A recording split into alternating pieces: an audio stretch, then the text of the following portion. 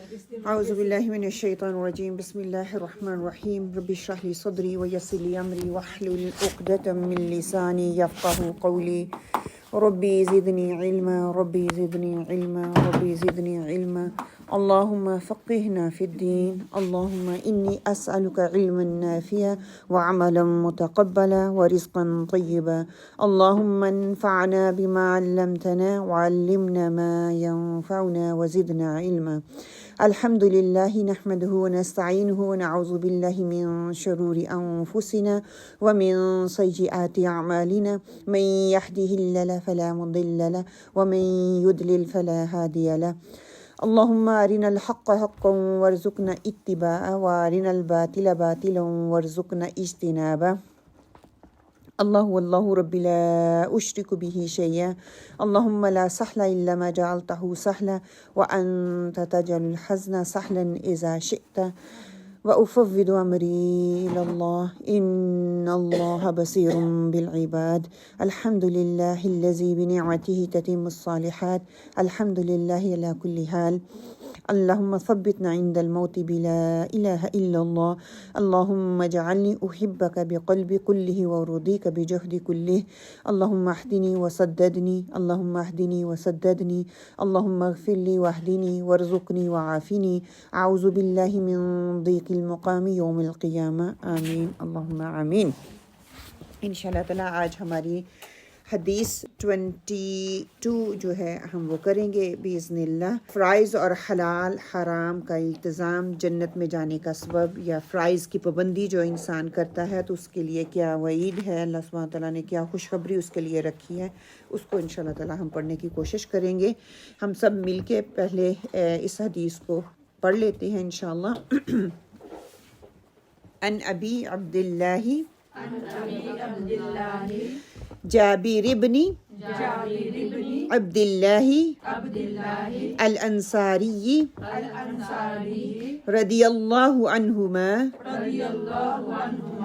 ان رجلا سأل رسول اللہ صلی اللہ علیہ وسلم فقال أرأيت إذا صليت المكتوبات وصمت رمضان وأحللت الحلال وحرمت الحرام ولم أزد على ذلك شيئا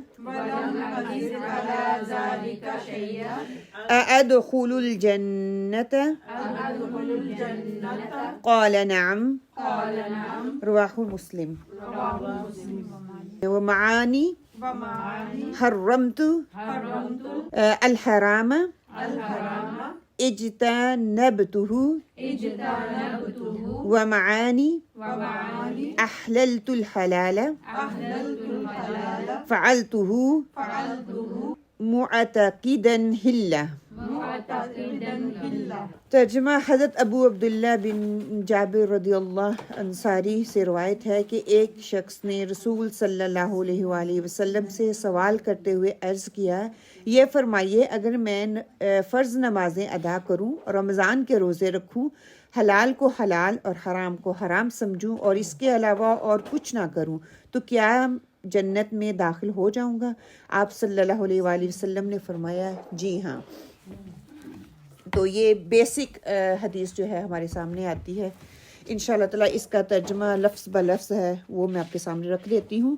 ان ابی عبداللہ جابر بن عبداللہ جابر بن عبداللہ الانصاری انصاری جو کہ ایک صحابی انصاری صحابی ہیں رضی اللہ عنہما، ان رجلا بے شک ایک شخص آیا، سوال کیا رسول صلی اللہ علیہ وآلہ وسلم سے، فقال اس نے کہا، ارائیت یہ فرمائیے یا کہیے یا مجھے بتائیے، اذا جب یا اگر میں صلیت المکتوبات پڑھوں یا لکھی ہوئی یا فرض کی ہوئی یا فرض نمازیں، کہ اگر میں جو لکھی ہوئی اللہ تعالیٰ نے لکھ دی ہیں یا فرض نمازیں ہیں میں ان کو پڑھوں، وَصُمْتُ رمضان اور میں رمضان کے روزے رکھوں، وَأَحْلَلْتُ الْحَلَالَ اور میں حلال سمجھوں حلال کو، وَحَرَّمْتُ الْحَرَامَ اور حرام سمجھوں حرام کو، وَلَمْ اور لم نہ ازد اضافہ کروں علی اوپر ذالک کسی شیئن چیز کا اپنی طرف، ادخل الجنہ تو کیا میں جنت میں داخل ہو جاؤں گا؟ قال کہا نعم جی ہاں، تو آپ صلی اللہ علیہ وسلم نے کہا جی ہاں، رواہ مسلم۔ اس حدیث کی جو ہے ہمیں وہ چیزیں اس حدیث میں بتائی جا رہی ہیں، وہ کام بتائے جائیں گے جو کہ ہمیں جنت میں لے جانے کا سبب بنیں گے۔ چلیں انشاءاللہ تعالیٰ ایک دفعہ روانی کے ساتھ آپ کے لیے یہ حدیث میں پڑھ دیتی ہوں۔ ان ابی عبداللہ جابر بن عبداللہ الانصاری رضی اللہ عنہما ان رجلا سأل رسول اللہ صلی اللہ علیہ وسلم فقال أرأيت إذا صليت المكتوبات وصمت ورمضان وأحللت الحلال وحرمت الحرام ولم أزد على ذلك شيئا أأدخل الجنة؟ قال نعم، رواه المسلم، ومعاني حرمت الحرام اجتنبته ومعاني أحللت الحلال فعلته معتقدا حله، رواہ المسلم۔ اب امام نووی رحمۃ اللہ علیہ جو کہتے ہیں کہ حرام کو حرام سمجھنے کے معنی ہے کہ اس سے اجتناب کیا جائے، اور حلال کو حلال قرار دینے سے مراد اسے حلال سمجھتے ہوئے استعمال کیا جائے یا عمل میں لایا جائے۔ اس حدیث میں وہ اعمال ہمیں بتائے جا رہے ہیں جو کہ جنت میں داخلے کا سبب ہیں۔ کیونکہ آپ صلی اللہ علیہ وسلم سے سائل نے جس قدر سوال کیا اسی کے مطابق آپ صلی اللہ علیہ وآلہ وسلم نے اس کو جواب دے دیا۔ شرح الفاظ دیکھ لیتے ہیں۔ ان رجلا، اس شخص کا نام، مطلب کہ وہ جو شخص جس نے سوال کیا تھا نعمان بن قوقل رضی اللہ کہا جاتا ہے، بنو خریزہ قبیلے سے ان کا تعلق تھا، غزوہ بدر میں انہوں نے شرکت کی، غزوہ احد میں وہ شہید ہوئے تھے۔ ارائیت بتلائیے، مجھے سمجھائیے، المکتوباتی کے پنجگانہ فرض نمازیں، ان کے حوالے سے سوال کیا جا رہا ہے۔ اب اس کی تشریح کی طرف آ جاتے ہیں۔ حدیث کو پڑھنے سے پتہ تو یہی چل رہا ہے کہ جنت میں لے جانے والی چیزیں کون سی ہیں، وہ کون سی بیسک ریکوائرمنٹ ہیں جن کو پورا کرنے سے انسان جو ہے، میں اور آپ، ہم جنت میں جا سکتے ہیں۔ یہاں پر جو ہے نا 5 چیزوں کا ذکر آیا ہے۔ ایک، فرض نماز کی ادائیگی جو ہے ان کے بارے میں، رمضان کے روزوں کے حوالے سے، حلال کو حلال اور حرام کو حرام سمجھنا، اور دین میں اپنی طرف سے کوئی چیز کا اضافہ نہ کرنا۔ یہ 5 چیزیں جو ہیں جہاں پہ ذکر ہو رہی ہیں۔ یہاں پر 2 چیزیں جو ہیں ان کا ذکر نہیں ملتا۔ آپ کے دماغ میں بھی آ رہا ہوگا، زکوٰۃ اور حج کے حوالے سے۔ اس میں مفسرین کہتے ہیں، ان کے ڈیفرنٹ آراء جو ہمارے سامنے آتی ہیں، وہ کہتے ہیں کہ ہو سکتا ہے وہ جو شخص آیا تھا جس نے سوال کیا تھا وہ غریب ہو۔ حج اور زکوٰۃ تو اسی پہ فرض ہوتے ہیں جو اس کی وسعت رکھتا ہو، جو اس کی استطاعت رکھتا ہو، جس کے اندر پہنچ ہو، ہمت ہو، وہی جو ہے حج اور زکوٰۃ میں سے جو اس لیول تک پہنچتا ہو تو اس میں سے زکوٰۃ ادا کرے گا۔ جو حج کی پہنچ رکھتا ہو تو وہ حج پہ جائے گا، جس کے اندر وسعت ہوگی۔ یہاں پہ نماز اور روزے کا ذکر کر کے یکساں بتا دیا گیا، یہ 2 چیزیں جو ہیں سب پہ فرض ہیں۔ کوئی اس چیز کی استطاعت رکھتا ہو یا نہ رکھتا ہو، نماز کسی کے لیے معاف نہیں، روزے کسی کے لیے معاف نہیں ہیں۔ کہ ایک مومن کی حقیقت بتائی جا رہی ہے کہ ایک مومن کا نقطۂ نظر، اس کی ذہنی اور اعتقادی رجحان یہی ہونا چاہیے کہ جو چیز اللہ سبحانہ و تعالیٰ نے اور اس کے رسول صلی اللہ علیہ وآلہ وسلم نے حرام کر دی ہے وہ حرام ہے، اور اس کو اپنی خواہش کی بنیاد پر حلال کرنے پہ نہ تلے، وہ حلال نہیں ہو سکتی۔ اور جس چیز کو اللہ اور اللہ کے رسول نے حلال کہا ہے اسے حرام کرنے کے حق میں نہ ہو کہ یہ حرام ہے، وہ اللہ اور اللہ کے رسول صلی اللہ علیہ وسلم نے حرام کر دی ہے تو وہ حرام ہے۔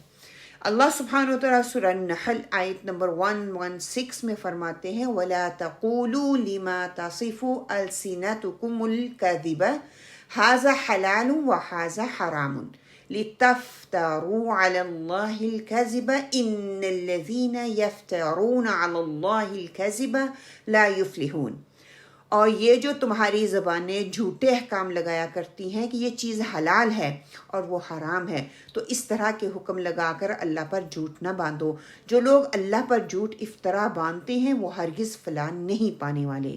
تو کیا پتہ چلا کہ حلال اور حرام اللہ سبحانہ تعالیٰ کی طرف سے ہے۔ اگر انسان کسی چیز کو پانا چاہتا ہے تو اس کا طریقہ بھی معلوم کرتا ہے، طریقہ معلوم ہونا چاہیے۔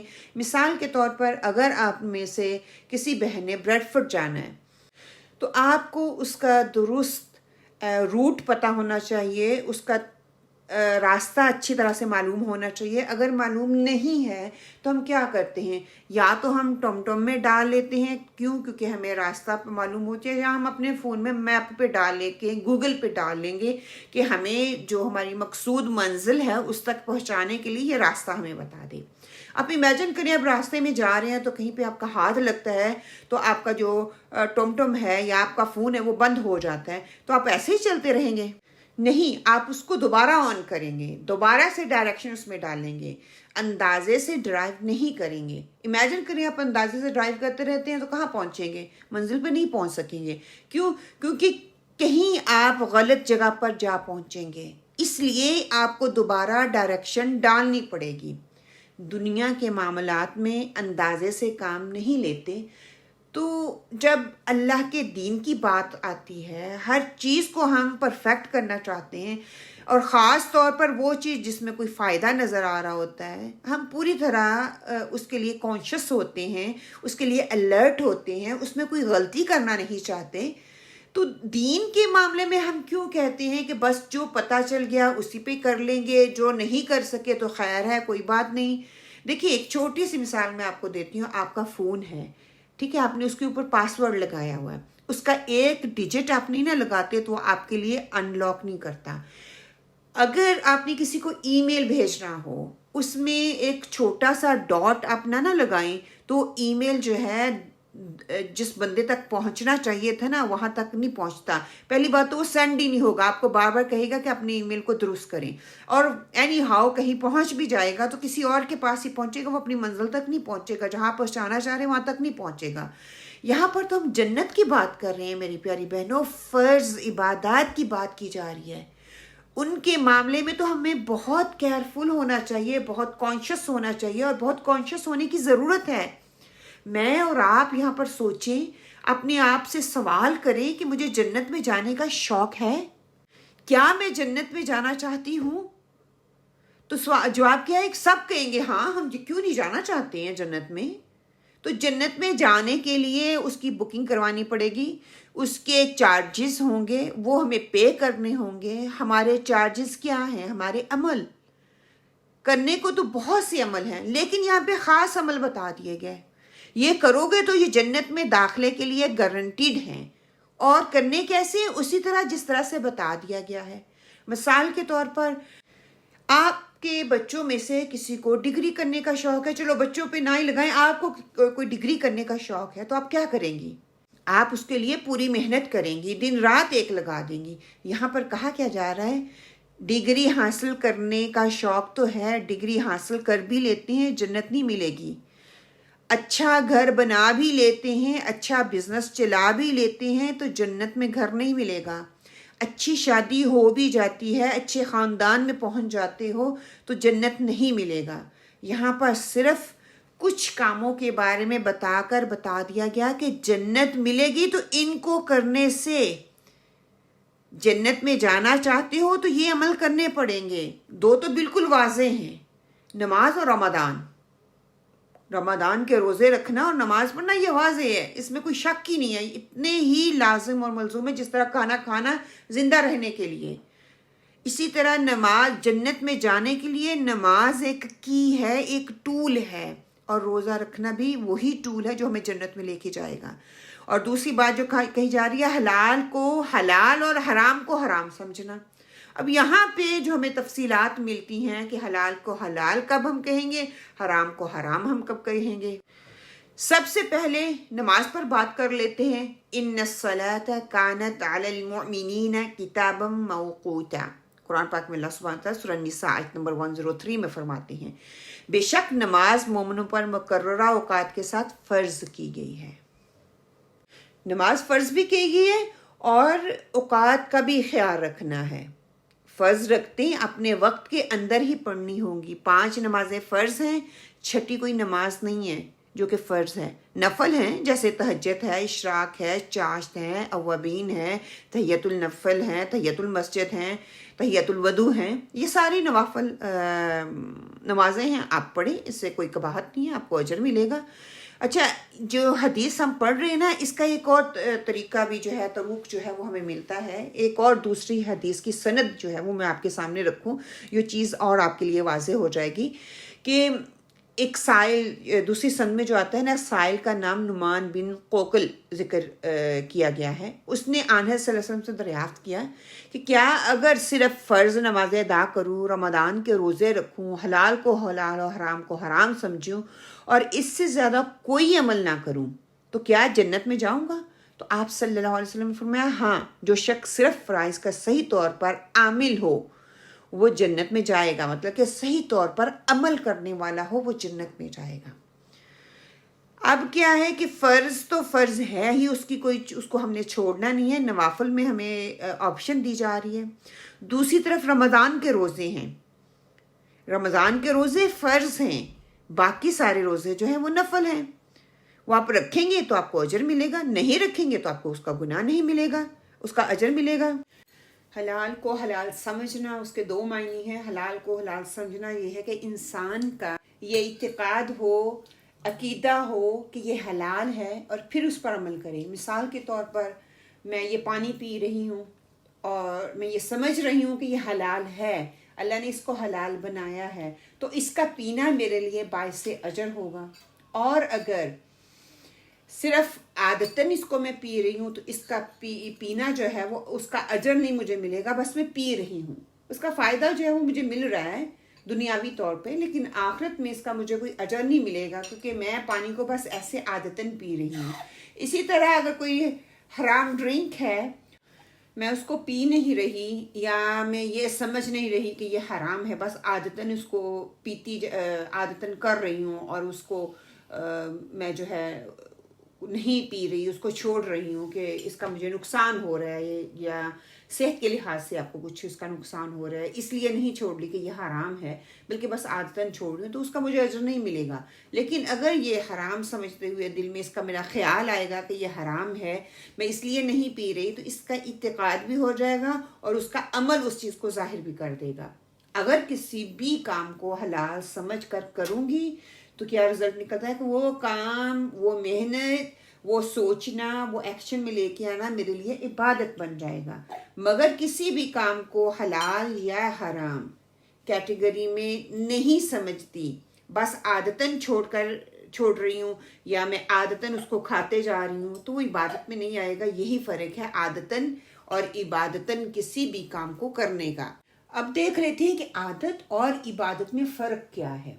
ایک شخص شراب سے پرہیز کر رہا ہے لیکن اس کو حرام نہیں سمجھتا، صرف اس لیے پرہیز کر رہا ہے کہ اس کی ہیلتھ یا کوئی اس کی ہیلتھ ریزن ہے، اس کی وجہ سے وہ اس سے بچ رہا ہے، اس لیے نہیں بچ رہا کہ یہ حرام ہے. تو ایسی صورت میں اس کے لیے کوئی اجر نہیں ہوگا، نہ گناہ ہے نہ ثواب مل رہا ہے. چھوڑ رہا ہے غلط چیز کو تو ٹھیک ہے، اس کا اجر بھی نہیں ہے، اس کا ثواب بھی نہیں ہے، اس کا گناہ بھی نہیں ہے. لیکن دوسری طرف انسان اس کو حرام سمجھتے ہوئے اس چیز سے بچتا ہے تو وہ عبادت بن جاتا ہے. مثال کے طور پر میاں بیوی کا تعلق جو ہے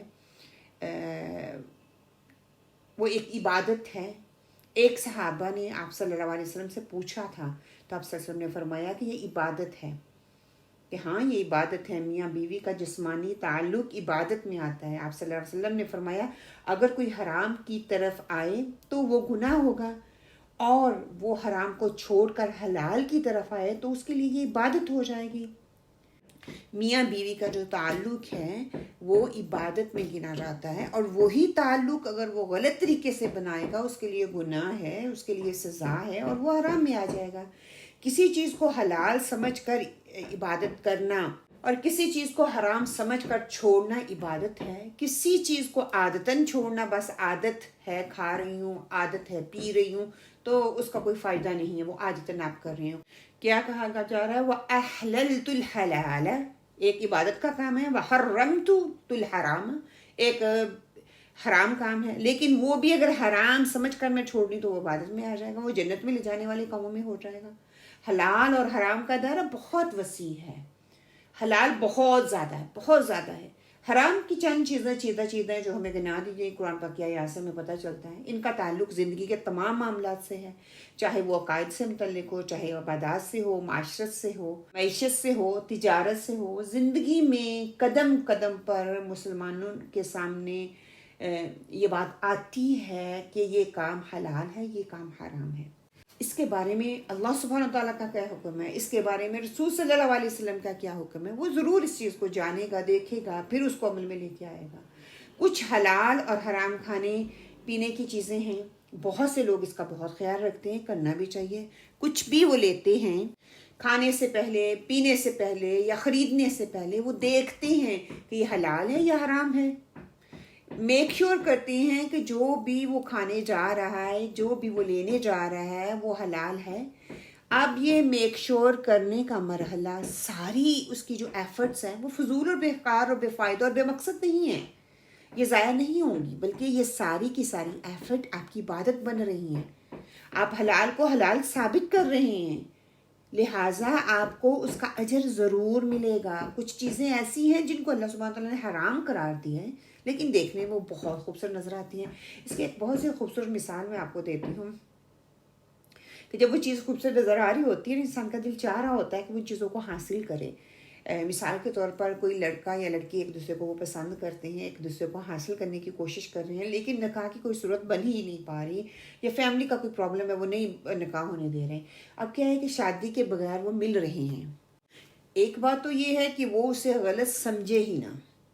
دوسری بات یہ ہو سکتی ہے کہ وہ اس کام کو غلط تو سمجھ رہا ہے یا سمجھ رہی ہے، لیکن وہ مجبور ہے. تب بھی یہ کام غلط تو رہے گا، غلط ہے، لیکن آدھا کیوں؟ کیونکہ وہ اس کا کام جو وہ کر رہا ہے اس کو غلط سمجھ کر رہا ہے، غلط ہے، غلط کہہ رہا ہے، اس لیے آدھا گناہ ہے کیونکہ وہ مجبور ہے. غلط کہہ بھی رہے ہیں اس کے لیے آدھا اس کو گناہ ہے. حرام کو حرام سمجھا لیکن عملاً نہیں، عقیدتاً وہ سمجھ رہا ہے. جنت میں جانے کے لیے دونوں چیزیں ضروری ہیں، عملاً بھی اور عقیدتاً بھی، سمجھنا بھی، سوچنا بھی اور عمل میں بھی نہ لے کے آنا. تو وہ مل تو رہا ہے، اس کو پتہ بھی یہ کام غلط ہے، لیکن عادت سے مجبور ہے یا اس کی ضرورت ہے، جو بھی کام وہ کر رہا ہے، ٹھیک ہے. تو وہ کیا ہے کہ اس کو اس کا آدھا ثواب ملے گا، آدھا گناہ ملے گا، اور آدھا اس کو اس کا ثواب ملے گا جو چیز جس کو وہ برا سمجھ رہا ہے.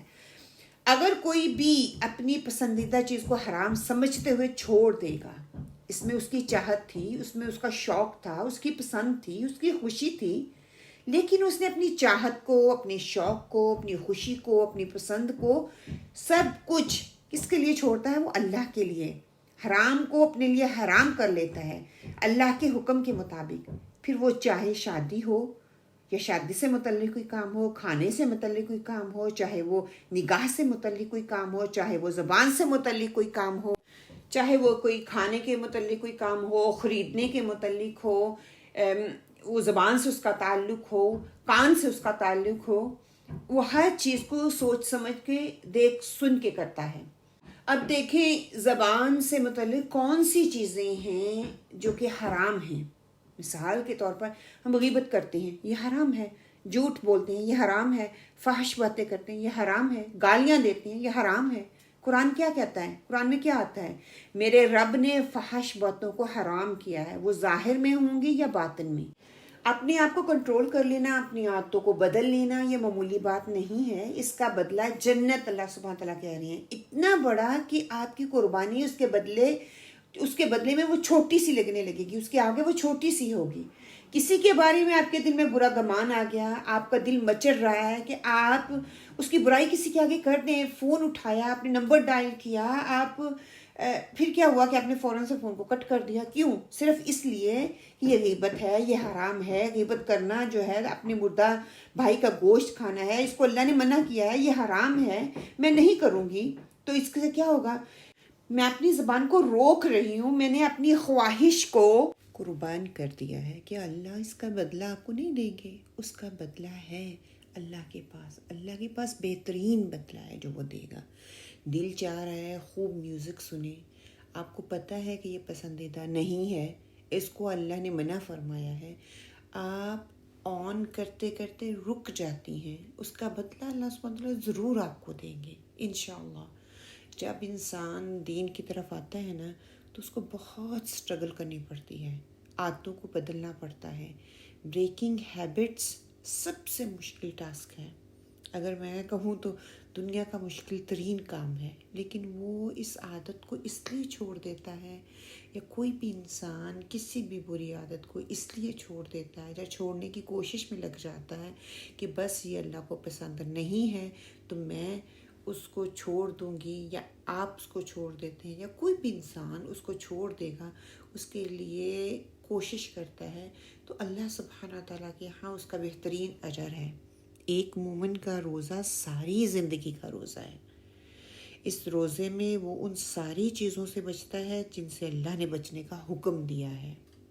حدیث کا مفہوم ہے روزہ دار کے لیے دو خوشیاں ہیں، ایک خوشی اس کو افطار کے وقت ملتی ہے اور دوسری خوشی اس کو اپنے رب سے ملاقات کے وقت ملتی ہے۔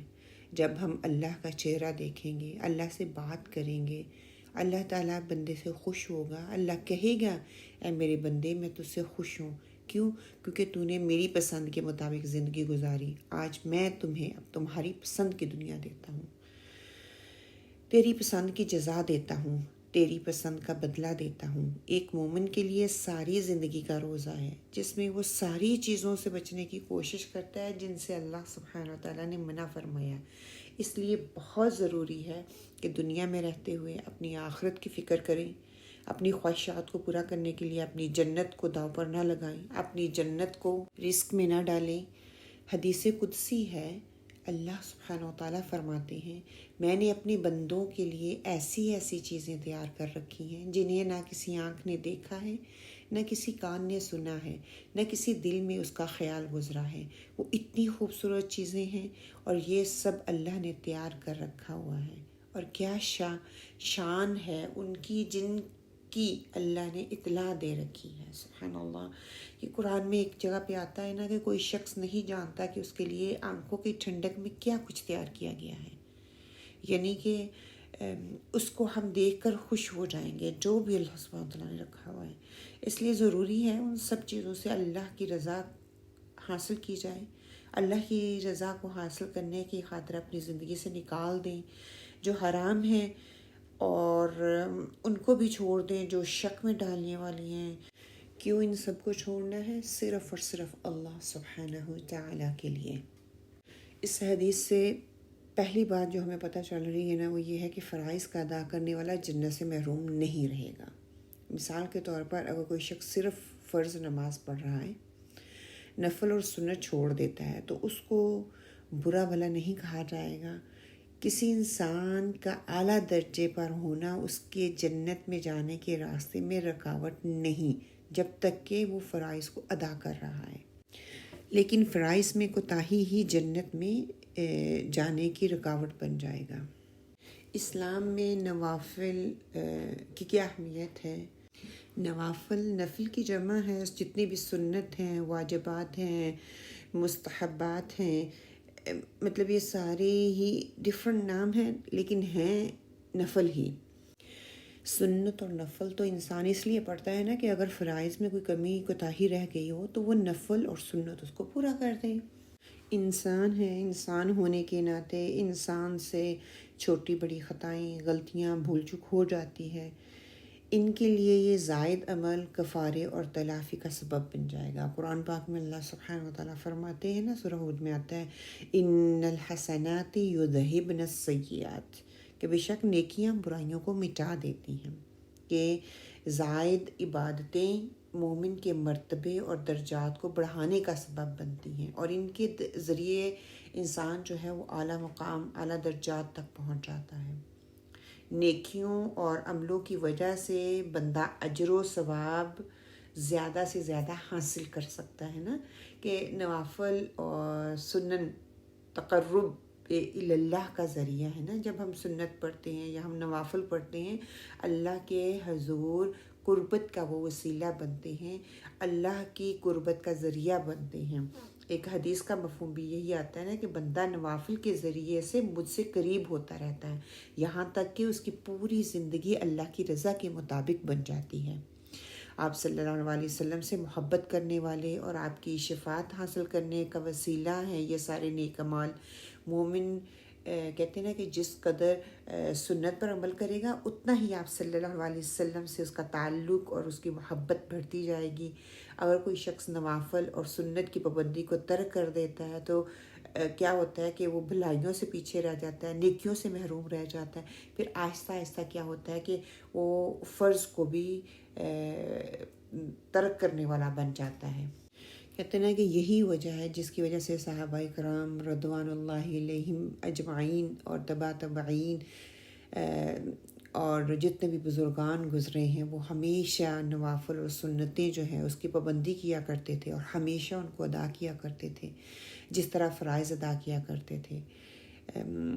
فرضوں، سنتوں، نفلوں کے درمیان وہ فرق نہیں کیا کرتے تھے۔ آپ صلی اللہ علیہ وسلم نے سائل کے جواب میں نوافل اور سنت کا بیان نہیں بتایا کہ سنت پڑھنی ہے یا نوافل پڑھنی ہے۔ اس نے جتنا سوال پوچھا اسی کے حساب سے اس کو جواب دے دیا کہ اسلام آسانی ہے، اسلام میں دین جو ہے آسانی کا راستہ ہے، اس میں رخصت ہے، سہولت ہے۔ ایک یہ بھی بات ہے کہ کہتے ہیں کہ جب اس وقت وہ سائل جو آیا تھا سوال لے کے، وہ اسلام کا ابتدائی دور تھا جس میں لوگوں سے آسانی، سہولت کا برتاؤ کیا جاتا تھا تاکہ وہ لوگ اسلام سے نہ بدلیں، اسلام میں رہیں، اسلام پر عمل کرنا ان کے لیے مشکل نہ ہو، ان کو لگے کہ دین جو ہے اس پہ چلنا بہت آسان ہے۔ ایک حدیث کا مفہوم ہے، طلحہ بن عبداللہ رضی اللہ سے روایت ہے کہ ایک اعرابی رسول صلی اللہ علیہ وسلم کے پاس پراگندہ بال آیا اور اس نے عرض کیا، اللہ کے رسول صلی اللہ علیہ وآلہ وسلم مجھے بتائیے اللہ تعالیٰ نے مجھ پر کتنی نمازیں فرض کی ہیں؟ آپ صلی اللہ علیہ وآلہ وسلم نے فرمایا 5 وقت کی نمازیں، الا یہ کہ تم کچھ نفل پڑھنا چاہو۔ پھر اس نے کہا مجھے بتائیے کہ اللہ تعالیٰ نے مجھ پر کتنے روزے فرض کیے ہیں؟ آپ صلی اللہ علیہ وآلہ وسلم نے فرمایا ماہ رمضان کے روزے، الا یہ کہ تم کچھ نفلی روزے رکھنا چاہو۔ پھر اس نے پوچھا مجھے بتلائیے اللہ تعالیٰ نے مجھ پر کتنی زکوٰۃ فرض کی ہے؟ تو رسول صلی اللہ علیہ وسلم نے اسے اسلام کے احکام بتائے۔ تو اس نے کہا قسم ہے اس ذات کی جس نے آپ کی تکریم کی ہے، میں کوئی نفل نہیں کروں گا اور نہ اللہ تعالیٰ نے مجھ پر جو فرض کیا ہے اس میں کوئی کمی کروں گا۔ تو رسول صلی اللہ علیہ وسلم نے فرمایا اگر اس نے سچ کہا تو یہ کامیاب ہو گیا، یا کہا اگر اس نے سچ کہا تو جنت میں داخل ہو گیا۔ اس حدیث سے ہمیں کیا پتہ چلتا ہے کہ اگر کوئی فرض نماز کے علاوہ خوشی سے نوافل ادا کرے تو وہ بہت اچھا ہے۔ کیونکہ جنت کے 100 درجے ہیں نا۔ جو انسان اوپر کے درجوں میں جانا چاہتا ہے تو اس کو اتنا ہی زیادہ کام کرنا پڑے گا، اتنی ہی محنت زیادہ کرنی پڑے گی، بالکل ویسے ہی جیسے ہم دنیا میں جینا چاہتے ہیں، بڑا گھر لینا چاہتے ہیں، بڑی گاڑی لینا چاہتے ہیں، تو اس کے لیے ہمیں اس کی قیمت بھی اتنی ہی زیادہ پے کرنی پڑتی ہے نا۔ فرائض کی کمی نوافل سے پوری ہوتی جائے گی، اور یہ بات اچھی طرح ذہن نشین کر لیں کہ فرائض جب ہم پڑھتے ہیں نا، فرائض کے ساتھ ساتھ جب ہم سنت اور نوافل کا اہتمام کرتے ہیں تو ہمارے اندر آپ صلی اللہ علیہ وسلم کی محبت اور اللہ سبحانہ و تعالیٰ کے ساتھ جو تعلق ہے وہ اور مضبوط ہوتا چلا جاتا ہے۔ اور انسان ہے، ہم نماز پڑھتے ہیں، ہمیں نہیں پتہ ہمارا وضو درست ہوا ہے، ہمیں نہیں پتہ ہمارے سجود جو ہے یا رکوع جو ہے یا تلاوہ جو ہے قرآن کے اندر ہم کر رہے ہیں اس میں کوئی کمی رہ گئی ہے، تو یہ جو سنت اور فرائض نوافل ہم پڑھتے ہیں نا یہ ان کو کمپنسیٹ کر دیں گے انشاءاللہ بسم اللہ۔ حدیث کا مفہوم ہے ابو ہریرہ سے یہ روایت ہے، مروی ہے، وہ کہتے ہیں کہ میں نے رسول صلی اللہ علیہ وسلم کو یہ فرماتے ہوئے سنا، قیامت کے دن بندے سے سب سے پہلے جس عمل کا حساب ہوگا وہ نماز ہے، اگر یہ صحیح ہوا تو وہ کامیاب ہو جائے گا اور نجات پا جائے گا، اور یہ ٹھیک نہ ہوا تو وہ ناکام ہوگا، نقصان اٹھائے گا۔ اگر اس بندے کے فرائض میں کچھ کمی رہ جائے گی تو پروردگار عالم فرمائے گا، دیکھو کیا میرے بندے کے پاس کوئی نفلی نماز ہے، پھر اس سے فرض کی کمی پوری کی جائے گی، پھر تمام اعمال کا ایسا ہی حساب کیا جائے گا۔ ایک اور حدیث ہے، حضرت ابو ہریرہ ہی سے روایت ہے، نبی کریم صلی اللہ علیہ وسلم نے فرمایا، لوگوں کے اعمال میں سے قیامت کے دن سب سے پہلے جس بات کا محاسبہ کیا جائے گا وہ نماز ہے۔ آپ صلی اللہ علیہ وسلم نے فرمایا، ہمارا رب عز و جل فرشتوں سے فرمائے گا، حالانکہ وہ سب سے زیادہ جاننے والا ہے، کہ میرے بندے کی نماز کو دیکھو، کیا اس نے اسے مکمل طور پر ادا کیا تھا یا نہ مکمل چھوڑ دیا تھا۔ بس اگر اس کی نماز مکمل ہو گئی تو اس کے نامہ اعمال میں مکمل نماز لکھی جائے گی، اور اگر اس نماز میں کچھ کمی رہ گئی ہوگی تو فرمایا کہ دیکھیں کیا میرے بندے کی کوئی نفلی عبادت ہوئی، اس نے کوئی نفلی عبادت کی ہے۔ بس اگر اس نے کوئی نفلی عبادت کی ہوگی تو فرمائے گا کہ میرے بندے کے فرض نماز میں جو کمی رہ گئی تھی وہ اس کے نفل سے پوری کر دو، پھر تمام اعمال کا اسی طرح مواخذہ کیا جائے گا۔ مطلب کہ جو ہم نوافل پڑھتے ہیں انشاءاللہ تعالی ہمارے فرائض میں جو کمی یا کوتاہی یا سستی رہ گئی ہوگی تو وہ انشاءاللہ ہمارے نوافل، ہماری سنتیں جو ہیں اس کو وہ پورا کر دیں گی۔ پھر یہ ہے کہ نماز پڑھ لینا ہی کافی نہیں ہے، فرائض کو ادا کر دینا ہی کافی نہیں ہے، فرائض پورے کرنے سے بات نہیں بنے گی، اس کے ساتھ ساتھ کبیرہ گناہوں سے بچنا بھی اتنا ہی ضروری ہے۔ اس کی وضاحت ایک حدیث سے ہوتی ہے، آپ صلی اللہ علیہ وسلم نے فرمایا، جو شخص اس حال میں آئے کہ اللہ کی عبادت کرتا ہو، اس کے ساتھ کسی کو شریک نہ ٹھہرائے، نماز قائم کرتا ہو، زکوٰۃ ادا کرتا ہو، ماہ رمضان کے روزے رکھتا ہو اور کبیرہ گناہوں سے بچتا ہو تو اس کے لیے جنت ہے۔ لوگوں نے پوچھا کبیرہ گناہ سے کیا مراد ہے یا کبیرہ گناہ کون سے ہیں؟ تو آپ صلی اللہ علیہ وسلم نے فرمایا، اللہ کے ساتھ کسی کو شریک ٹھہرانا، یعنی کسی کے آگے جھکنا، کسی کو سجدہ کرنا، کسی سے دعائیں مانگنا، نظر و نیاز کرنا، یہ ساری چیزیں اللہ کی شراکت میں آ جاتی ہیں۔ کسی مسلمان کو قتل کرنا، میدان جنگ سے فرار اختیار کرنا۔ ایک اور جگہ پر آتا ہے کہ جو والدین کی نافرمانی کرتا ہے وہ بھی کبیرہ گناہوں میں آ جاتا ہے۔ غلط بیانی کرنا یعنی کہ جھوٹ بولنا، یہ بھی کبیرہ گناہوں میں آ جاتا ہے۔ ایک اور جگہ پہ آتا ہے کہ آپ صلی اللہ علیہ وسلم نے فرمایا 5 نمازیں اور ایک جمعے سے دوسرے جمعے تک اور رمضان سے رمضان تک اپنے درمیان سرزد ہونے والے گناہوں کا کفارہ بن جاتے ہیں، لیکن جب تک کبیرہ کا ارتکاب نہ کرے، مثال کے طور پر ماں آپ کی سخت ناراض ہے آپ سے کسی بھی وجہ سے، لیکن آپ 5 وقت کی نمازی ہیں، 5 وقت کی نماز پڑھ رہے ہیں، تہجد بھی پڑھ رہے ہیں، ماں کی ناراضگی کو درست کرنا ہوگا، یہ نہیں کہ ماں ناراض ہے اور آپ اپنی باتوں میں مشغول ہیں۔ یہ عبادتیں تو کرنی ہے یا چھوڑنی نہیں ہے، لیکن ماں جو ہے اس کو بھی منانا ہے، اس سے بھی دوستی کرنی پڑے گی اور اس کو بھی منا کر اللہ کو منانے کی کوششیں کرنی ہوں گی۔ آپ صلی اللہ علیہ وآلہ وسلم نے فرمایا، تم اللہ کی حرام کردہ چیزوں سے رک جاؤ تو سب سے زیادہ عبادت گزار بن جاؤ گے۔ یہ آپ صلی اللہ علیہ وسلم نے حضرت ابو ہریرہ رضی اللہ تعالیٰ سے کہا تھا۔ یعنی کہ عبادت صرف نماز روزے کی ادائیگی کا نام نہیں ہے، بلکہ حرام چیزوں کو چھوڑنا بھی عبادت میں آ جاتا ہے۔ ہم نے حرام شراب کو سمجھ لیا، سور کو ہم نے حرام سمجھ لیا، حتیٰ کہ حرام تو والدین کی نافرمانی بھی ہے، غیبت بھی حرام ہے، جھوٹ بولنا بھی حرام ہے، ظلم بھی حرام ہی کے کرائٹیریا میں آ جاتا ہے۔ مثال کے طور پر ہم نماز پڑھ لیں گے لیکن غیبت نہیں چھوڑیں گے، نوافل پڑھ لیں گے لیکن جھوٹ نہیں چھوڑیں گے، ظلم نہیں چھوڑیں گے، نمازی اور حاجی ہونے کے باوجود دوسروں کو دھوکہ ہم دیتے ہیں، دوسروں کے ساتھ جھوٹ بولتے ہیں، دوسروں کے مال کو غبط کرتے ہیں، کھاتے ہیں، ان پہ ظلم کرتے ہیں، سود کھاتے ہیں، چھوٹی موٹی چیزوں میں ہم دھوکہ دیتے ہیں۔ کوئی چیز ایسی نہیں ہے کہ جس سے انسان جو ہے بچا ہوا ہے۔ سب سے بڑی سوچنے کی بات یہ ہے کہ جب کوئی انسان آپ سے ملتا ہے یا لوگ آپ سے ملتے ہیں اور وہ کہتے ہیں کہ پڑھنے پڑھانے والے لوگ ایسا کرتے ہیں، دیندار لوگ ایسا کرتے ہیں، یہ سب سے زیادہ سوچنے والی بات ہے۔ آپ صلی اللہ علیہ وسلم نے فرمایا تھا، جس نے 5 نمازیں پڑھی اور کبیرہ گناہ نہ کیا، وہ قیامت کے روز جس دروازے سے چاہے گا جنت میں داخل ہو جائے گا۔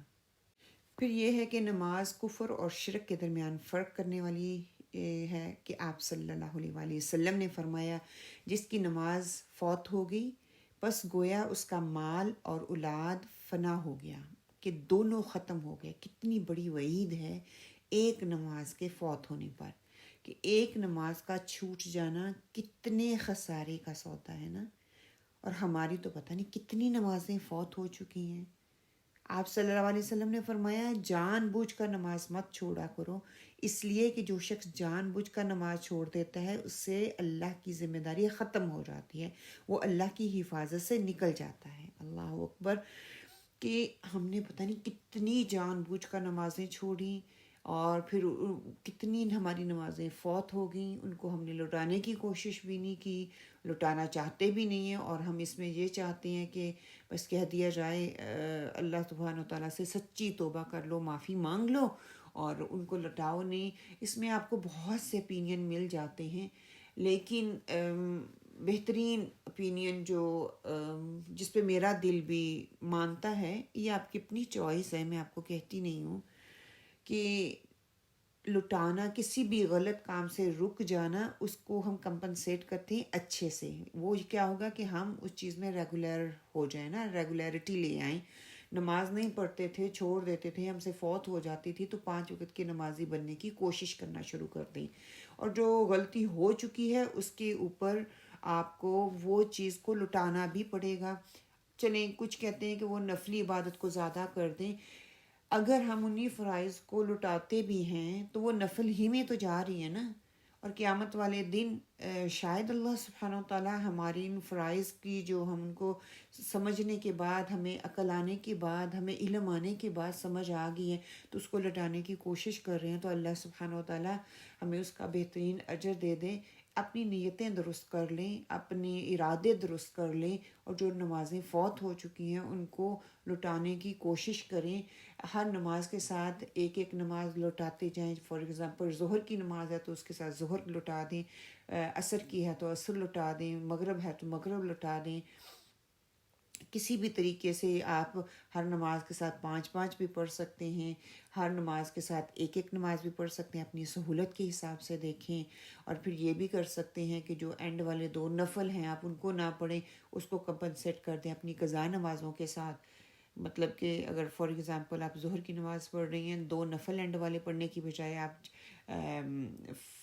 فرض قضا عمری جو ہے وہ پڑھ لیں، تو آپ پھر بھی آپ 2 نفل کی بجائے آپ کے وہ اگر نفل جو کہتے ہیں کہ یہ نفل زیادہ پڑھنے چاہیے، وہ نفلی عبادت بن جاتی ہے جو بھی آپ کی قضا نمازیں ہوں گی، تو پھر بھی آپ 4 نفل پڑھ رہی ہیں انسٹیڈ آف 2 نفل۔ ویسے پڑھیں گے 2 نفل پڑھ کے ہم اٹھ جاتے ہیں، تو اس طرح سے آپ کے 4 نفل ہو جائیں گے، پھر بھی گھاٹے کا سودا نہیں، اس میں فائدہ ہی ہے۔ اسی طرح کہا جاتا ہے کہ نماز منافقوں پر بھاری ہوتی ہے، خاص طور پر فجر اور عشاء کی نماز۔ آپ صلی اللہ علیہ وآلہ وسلم نے فرمایا، منافقوں پر فجر اور عشاء سے زیادہ بھاری کوئی نماز نہیں، اگر انہیں ان نمازوں کا ثواب معلوم ہو جائے تو وہ اس میں ضرور پہنچیں، خواہ وہ زمین پر گھسٹ کر ہی وہاں تک پہنچیں، اس نماز میں شامل ہو، یعنی کہ وہ کرول کرتے ہوئے وہاں تک پہنچ جائیں اگر ان کو ان نمازوں کے ثواب کا اجر جو ہے وہ معلوم ہو جائے۔ آپ صلی اللہ علیہ وآلہ وسلم نے فرمایا، جو نماز کی پابندی کرے گا وہ نماز اس کے لیے روشنی، دلیل اور نجات کا سبب بنے گی، اور جو شخص پابندی نہیں کرے گا وہ اس کے لیے روشنی، دلیل اور نجات کا سبب نہیں بنے گی، اور وہ شخص قیامت کے دن قارون، فرعون، حامان اور ابی ابن خلف کے ساتھ ہوگا، کہ ان کا جو انجام ہے انتہائی بڑے مجرموں کے ساتھ جو ہے ان کو اٹھایا جائے گا۔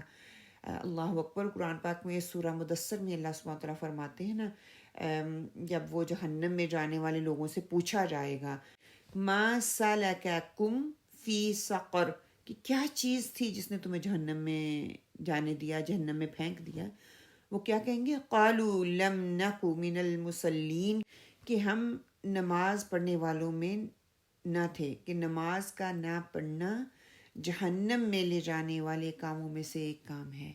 تو کیا کرنا ہے؟ ہم نے آج سے نماز کی پابندی کرنی ہے، چھٹی ہوئی نمازوں کو پورا کرنے کی کوشش کرنی ہے، پھر ساتھ ساتھ اللہ سے معافی بھی مانگتی جانی ہے، استغفار بھی کرتے جانا ہے کہ اللہ سبحانہ تعالیٰ جو ہم سے کمی رہ گئی، جو کوتاہی رہ گئی، جو نمازیں ہم سے فوت ہو گئیں، جو چھوٹ گئیں، یہ نہیں ہے کہ ہم اس کی قضا لوٹا رہے ہیں تو ہم نے استغفار نہیں کرنا، وہ کمی ہم سے رہی ہے، اس کے لیے ہم نے اللہ سبحانہ تعالیٰ سے استغفار کرتے رہنا ہے۔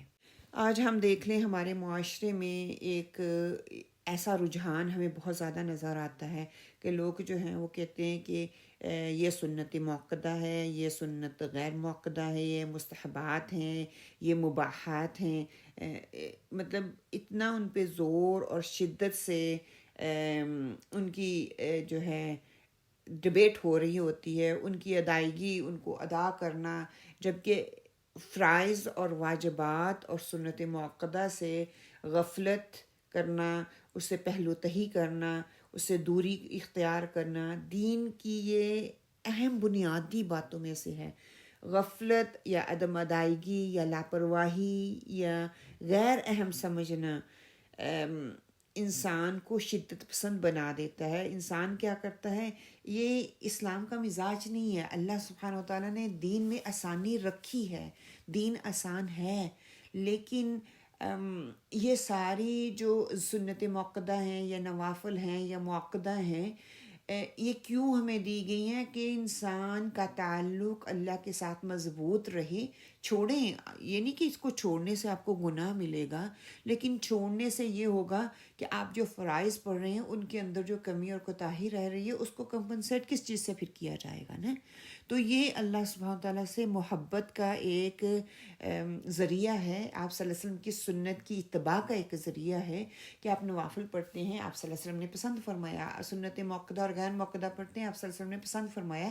کبھی کبھار ہوتا ہے آپ نہ پڑھیں، تھکے ہوئے ہیں، تھکاوٹ ہے، آپ نہیں پڑھ سکتے، لیکن اس کو روٹین نہ بنائیں اور کوشش کریں جتنے زیادہ نوافل پڑھ سکتے ہیں ان کو پڑھنے کی کوشش کریں نمازوں کی جو رکھتے ہمیں بتائی گئی ان کو پورا پڑھنے کی کوشش کریں۔